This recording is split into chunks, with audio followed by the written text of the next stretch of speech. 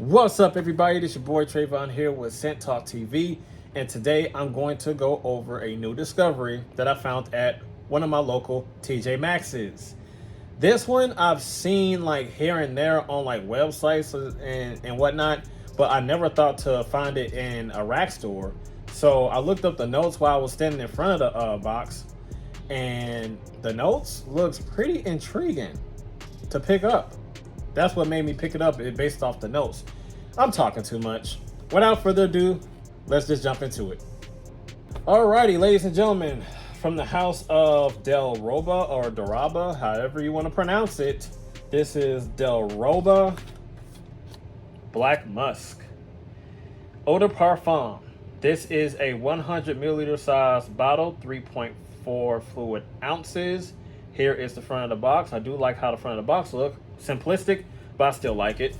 Got a little design right here on the side, and same for the other side. You got the name of the house and the logo on the top. At the bottom here, you got some ingredients and information here at the bottom, as well as on the back. You got the website at the bottom here, and you have the name of the house and the logo on the back. All right, here's the bottle. This is how the bottle looks. You know, very simplistic, but I do like it with the black and gold. You know, same as the front of the box, you know, the name of the house, name of the fragrance, you know, the concentration, all that good stuff at the bottom. You know, as I rotate it, is really nothing, absolutely nothing on the bottle. Wood cap, snug fit, and it pops off like that. This is how the atomizer looks, no leakage or anything like that right here. Right here on this little sticker at the bottom of the bottle, you have the name of the house, concentration, size, and all that good stuff right there at the bottom of the sticker. Drum roll, the atomizer. It's average, but it's still not bad, just average. All right, so this fragrance right here is a odd one. To me, when I first smelled this fragrance, it was all over the place. Not only that it was all over the place, it had a very strong familiarity to like a Creed's Aventus, Club Day in the Weed style type of a fragrance. But the only difference between those two is that the smokiness and the pineapple that's in the opening is like the smokiness that's inside of here is like a leather smokiness, and it overpowers and drowns whatever pineapple that's in the opening. You do get that pineapple though, but it's like a very, very like, let's say, dark version of like a Creed Aventus due to that heavy masculine smokiness to this fragrance. So let's get to those notes. All right, so the notes as follows. You have in the top bergamot, apple, pineapple, thyme, and basil. Green, herbaceous, just smoky and fruity at the same time. You have a masculine fruitiness with a little bit of a savory green herbaceousness with that basil and that thyme. That pineapple is not too much of a main player in the top notes. You know, it kind of resides itself to the back seat a little bit, but you're still able to pick it up, which brings you a familiarity to Creed's Aventus due to that pineapple. But whatever it is in the base that's giving off that masculine leathery accord is coming through and shining bright early on in this fragrance. So you do get some of that lemon lime zesty type of a bergamot appeal to it when it comes to that bergamot, of course. And the heart notes in the mid, you got some rose, jasmine, pink pepper, and cedarwood. So it does get a little bit spicier as it persists on your skin. Not too much. You know, it's not like a overbearing, in your face, slap to the nostrils type of a spice, but it's soft and a little bit of a soft sweetheart in terms of that spiciness when it persists on your skin. You know, but little to no spice. It's just real soft. So not too much of a rose accord. You know, this is all throughout the longevity of this fragrance is a masculine appeal. Don't get any feminine type of appeals when it comes to that rose. But this is a weird fragrance because my first time wearing it, I got like that strong familiarity to Creed's Aventus, but it went away and I was met with this like this fruity, creamy, like dream, like orange dream sickle type of a smell. And then it went back into that familiarity to Creed's Aventus. And it stayed there for a very long time. And as it dried down, you know, I'll get to that in a minute. But yeah, in the base, you get some patchouli, leather, musk, moss, amber, and vanilla. Now, the patchouli, leather, and the musk, as well as that moss, makes a lot more sense when it comes to that strong, pungent, you know, familiarity to Creed's Aventus due to that masculine smokiness. That green masculine smokiness that you get from it, at least to my nose, of Creed's Aventus, that's what I get, is smokiness. I know it's all different types of batches out there, but when I first smelled it, that's what I got. But I'm digressing. Patchouli, green, dark, and mysterious type of a sweet. Leathery accord when it comes to that leather. Musk and moss makes it a little bit more of a green, like, you know, animalic touch to it. But not really getting any amber, and I'm not really getting any vanilla.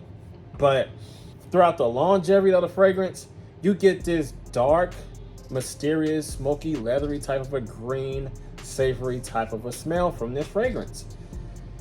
And I must say, throughout the shadow of a doubt, I like this. I really do. It's also dry. It's also dusty. Very, very dry and dusty when it comes to the dry down. And that's pretty much all that you get, man. I mean, on my first wearing, I was getting like whiffs of everything all over the place. Like almost each note, I was getting like whiffs of it all over the place to the point where it was kind of overbearing. But my previous wears, my last previous wears, that's all that I got was like a deep green, leathery, smoky appeal to this. And that was it. So when it comes to that performance, the performance was average. You know, it wasn't weak and it wasn't a beast either. And it all depends on how much you spray in order to get that, you know, that longevity that you are seeking, of course. But I did go a little bit heavy on the trigger with this. Not as much as I usually would go, you know, with all the other fragrances that I own. But with this one, I did go heavy, but not too heavy. You know, I went a good like I want to say like 8 sprays. I usually go like 10 or 15, but I did like 8 sprays of this. And, you know, it really didn't project that loudly. It was kind of quiet. You know, you still picked up like whiffs and stuff like that, like nice little strong whiffs of it, but it really didn't push out too much. You know, the projection was good within like, you know, an hour to like an hour some change. Then it said close to the skin after that. Total longevity was a good like 5 to 6 hours, to be generous with the 6 hour. But the thing is with this one, I think that you will have a decent time with it without overspraying. You know, if you're not the type that like that masculinity to push out that much, you know, I would say dial the sprays down with this. If you like it, but you don't like it to be like overpowering with that masculine appeal that this gives off, I would say chill on the sprays a little bit. But this is a nice fragrance nonetheless. But yeah, if you're that type of person, dial the sprays down a little bit. Okay, you know what? Seasons to rock this is, you know what? You know, I will say fall and spring. I think it wouldn't do too well in the high heat due to that overpowering appeal that this gives off with that masculinity, with that leather and that greenness that this gives off, and that leather accord that this gives off in the base. I don't think it will mesh too well in the summertime. You know, it's a little bit more on the darker, warmer type of the side of a spectrum when it comes to this one. But I don't think this will push too well in the wintertime, you know, through the cold in the wintertime. I don't think it has that much strength. But that's why I say fall and spring, which to me, I think is more suitable for those 2 seasons, because due to the appeal that it gives off and the power, it's not really too good for summer and wintertime. So I'm talking too much. Fall and springtime with this bad boy. Wait a minute, I forgot. This is the second or third time I forgot. The price that I got this for is on the cellophane still. $50 and some change. To those of you who care about, you know, the age group that this falls under, this is basically like a middle age on up. Mainly like a mature scent, you know, because it has that leather, it has that moss, giving it a little bit more of a masculine touch, a little bit more of a mature gentleman type of a touch to it. Nothing youthful about this. Nothing crowd pleasing about this one. Nothing that would make a typical woman that likes sweet bubblegummy scents or something like that. You know, they are probably not going to gravitate to this one that much. This is more of an occasional type of a wear of a fragrance. You know, not too much of a everyday wear. You know, you probably gotta wear this like on an occasional type of a thing. To me, that is. Try it out for yourself to make that determination. But to me, that's what I think. But yeah, I would say this is more so for the mature gentleman, middle age on up. All right, so should you buy? Wait a minute, let me wipe this off. Fingerprints look nasty on this bottle. Give me a minute. Again, take two. Should you buy Delroba or Delroba, however you want to pronounce it, Black Musk? No fingerprints. See? Shing, sparkle, sparkle. But yeah, I think that you should, if you are the type that wants something a little bit more different, a little bit more masculine.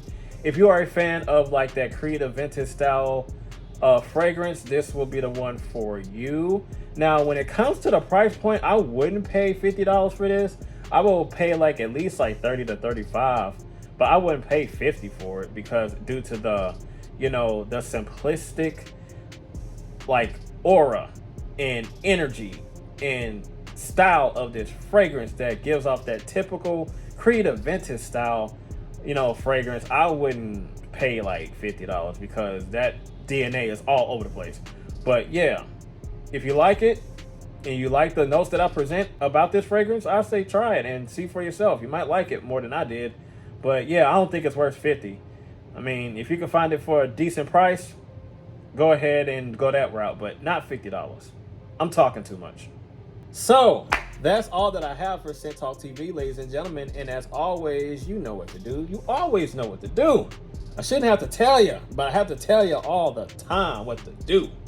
I'm kidding. I'm sorry. But yeah, you know what to do. You got to like, comment, share, and subscribe. And make sure you hit that notification bell so you don't miss anything. And I will see you guys in the next video. Be safe out there and be blessed. Have a good one. I'm out of here. Peace.